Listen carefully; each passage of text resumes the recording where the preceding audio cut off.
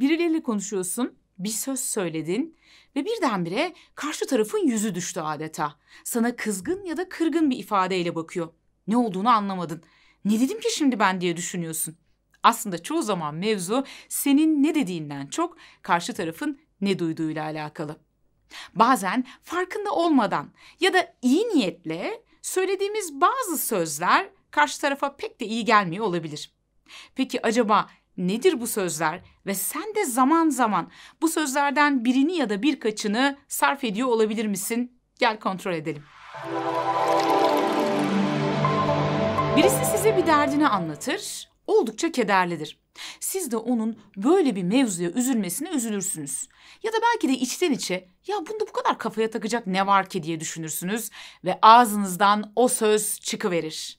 Boş ver ya. Size bir haberim var. Bu sözünüzden sonra boş vermeyecek. Yani aslında söylediğiniz bu söz hiçbir işe yaramıyor.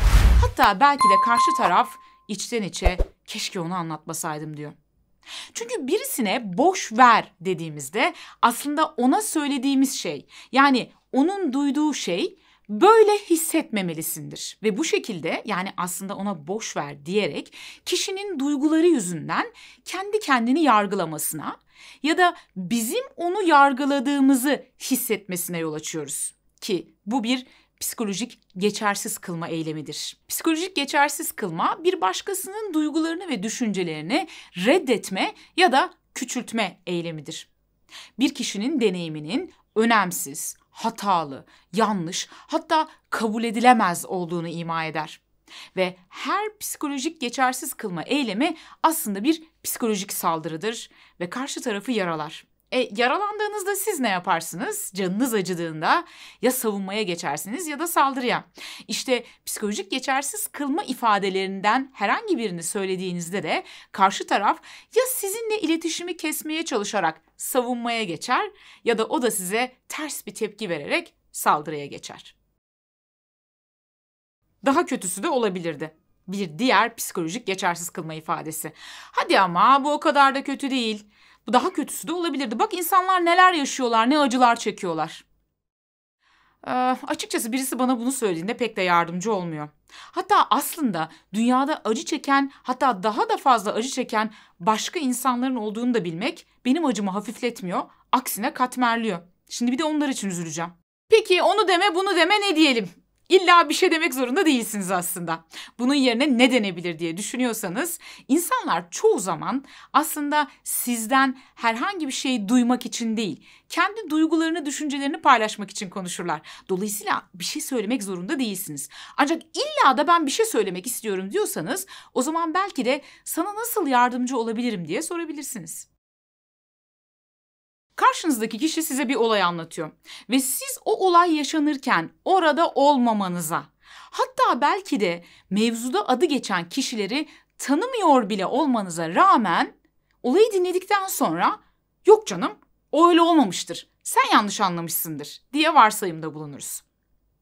Bu tarz varsayımlarda bulunmak bazen karşı taraf için incitici olabilir. Çünkü karşı taraf kendi zekasının ve algılama kapasitesinin azımsandığını hissedebilir.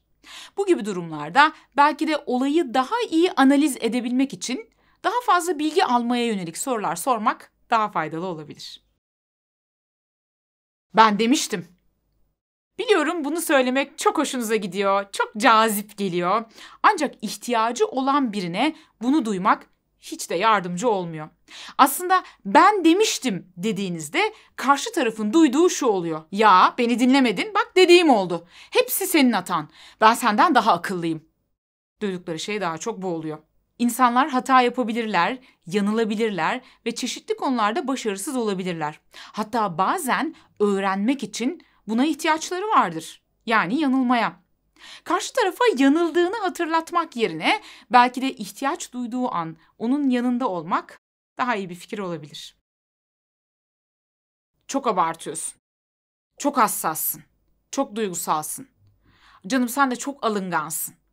Bakın yine karşı tarafa hissettiği duygunun yanlış ya da uygunsuz olduğunu söylemenin bir başka yolu bu kalıplar. Bunların her biri zaman zaman psikolojik geçersiz kılma kalıpları olabilir. Yani aslında bizler bu kalıpları söyleyerek karşı tarafı incitiyor olabiliriz. Duygunun doğrusu ya da yanlışı yoktur. Duygu duygudur ve eğer kişi öyle hissediyorsa öyle hissediyordur. Yani sen dedin diye bu değişmeyecek. Sadece belki sen dedin diye bunu senden saklamaya başlayacak. Ama içindeki o duyguya engel olamayacak. Belki de ne bileyim şöyle bir durumsa, sizin yaptığınız herhangi bir davranış üzerine incindiğini size belirtiyorsa, canım sen de aşırı alıngansın diyerek onu yargılamak ya da onun hissettiği duyguları yargılamak yerine siz onun incindiği davranışı yaparken aslında hangi niyetle yaptınız, bunu açıklamaya çalışsanız daha faydalı bir konuşma olabilir. Karşı taraf size bir şeyler anlatır ve ardından siz devreye girersiniz. Ya ne hissettiğini anlayabiliyorum, tahmin edebiliyorum. Muhtemelen şu an nokta nokta hissediyorsundur. Yo öyle hissetmiyorum. Bakın yine bir varsayımda bulundunuz. Haklı olma olasılığınız da var elbette ama haksız çıkma olasılığınız da var. Ve eğer kişi gerçekten de öyle bir duygu hissetmiyorsa sizin bunu dile getirmeniz adeta ona belki de o duyguları hatırlatacak. Ya acaba ben gerçekten üzülmeli miyim yahu diye düşünmeye başlayabilir. Dolayısıyla emin olmadan bu tarz yorumlarda bulunmamak gerekiyor. Bazen deneyimsiz terapistler dahi bu hataya düşebilirler. Karşı tarafı dinlediğimizde onun içinde bulunduğu duygu durumunu tahmin etmeye çalışırız ve ardından onu bir çerçeveye oturturuz. Ve dile getirmesek dahi onun söylediği sözleri bu çerçeveye dair kanıtlar olarak görürüz ve onun o durumda olduğundan emin oluruz. Halbuki belki de kişi bambaşka bir duygu durumu ve algılama durumu içerisindedir. Herkesin algılama durumu birbirinden farklıdır. Farklı şekilde içselleştirir yaşadığı olayları. Dolayısıyla herhangi bir son karara varmadan önce belki de mevcut durumu daha iyi analiz edebilmek, biraz sabırlı olmak ve belki daha fazla soru sormak işimize yarayabilir. Şükretmelisin. Şu anda oturup ağlamak yerine bulunduğun duruma şükretmelisin. Evet, şükretmek gerçekten de ya da minnettarlık gerçekten de faydalıdır ve hayatımızda daha önce farkına varmadığımız irili ufaklı güzelliklerin farkına varmamızı sağlar. Hatta kanalımdaki pek çok videoda ben de şükretme egzersizlerini öneriyorum.